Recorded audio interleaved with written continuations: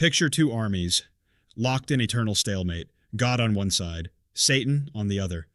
Perfectly matched, perfectly balanced, an endless war with no clear end in sight. That image is not slightly wrong. It is completely wrong. And until you let go of it, nothing about this conflict will make sense. Because this was never a war between equals. It only looks that way from the outside, from the smoke, the noise, the centuries of suffering that make it feel like the outcome is still in doubt. It is not. Satan is not the opposite of God. He is not God's rival, God's shadow, God's dark mirror image. He is a created being, finite, limited, operating inside boundaries he did not draw and cannot erase.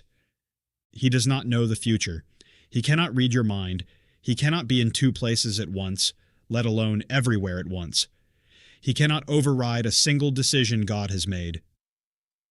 Every trait people quietly assume he has, the omniscience, the omnipresence, the reach, belongs to exactly one being in this story, and it is not him. Strip away the mythology, and what is left is something far less impressive than the character culture has built. Not an equal and opposite force. A subordinate, a creature, something that operates entirely on borrowed permission, inside a universe he did not make, under authority he cannot touch. That asymmetry is not a minor detail. It is the entire case. And the case begins earlier than most people realize. In the oldest pages of Scripture, in the exact moment Satan thinks he has won his first victory. In the garden, after the serpent succeeds, after the fruit is eaten, after the fall he engineered plays out exactly as he intended. God speaks, not a threat, a verdict. The seed of the woman will crush the serpent's head. Genesis 3, verse 15. Theologians call it the proto-evangelium, the first gospel. A promise of defeat spoken over Satan before he has even left the garden holding his prize. Read that timing again. The sentence is handed down at the scene of the crime, before the crime has even finished happening. Every move Satan makes from that moment forward, every temptation, every accusation, every war waged across every century that follows, is a move made by something already under a death sentence. He is not building toward victory.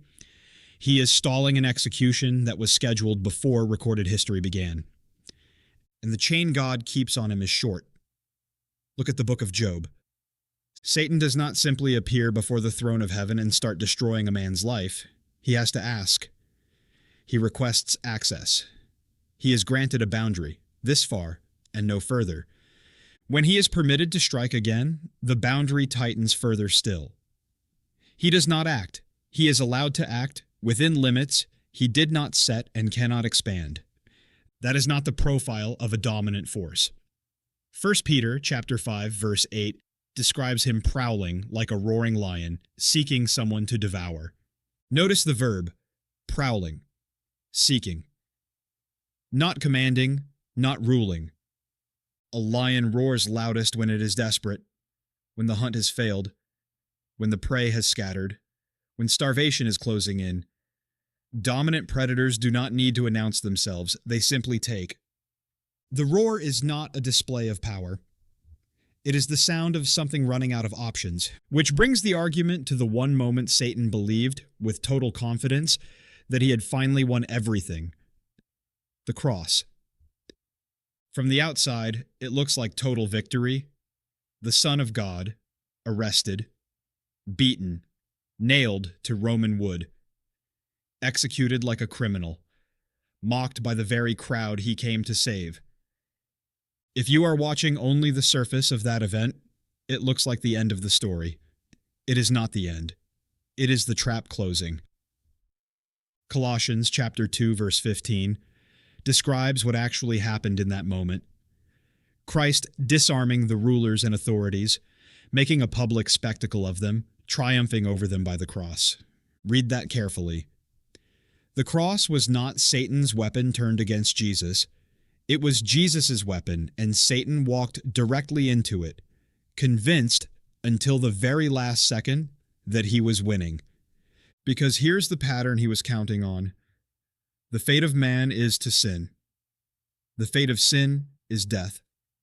In that single moment, orchestrating the execution he thought would end everything, he sent death, sin's wage, after one more man. The same weapon that had never once failed him before.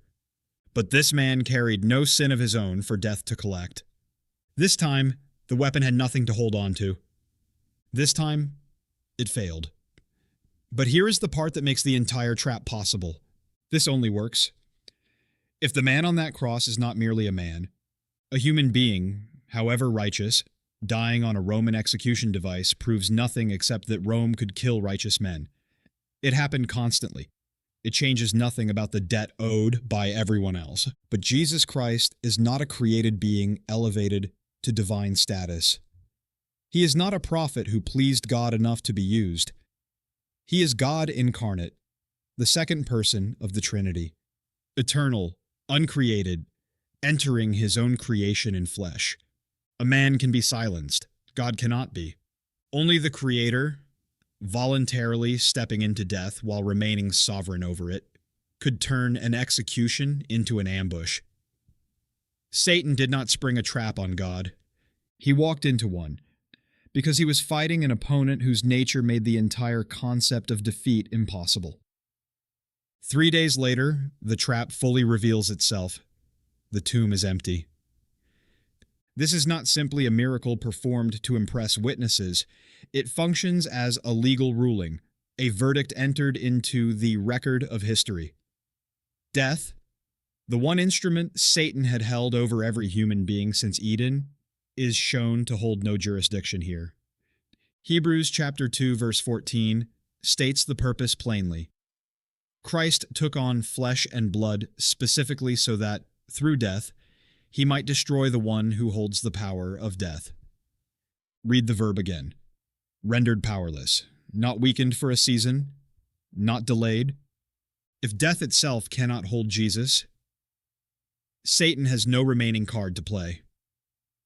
The one weapon capable of ending every other confrontation in human history was tested against its intended target and failed completely.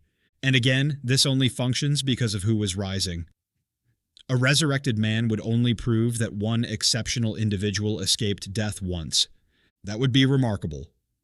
It would not be catastrophic for Satan. But God rising from the dead is a different category of event entirely. It does not prove one man escaped the grave. It proves death itself has been defeated at its source. By the same power that spoke the universe into existence in the first place, Satan brought his ultimate weapon against the one being in all of existence for whom that weapon was never designed to work. And the verdict was not left for some future date. Speaking before his own crucifixion, Jesus states it as already settled. John, chapter 16, verse 11. The prince of this world stands condemned, not will stand condemned. Stands condemned. Present tense.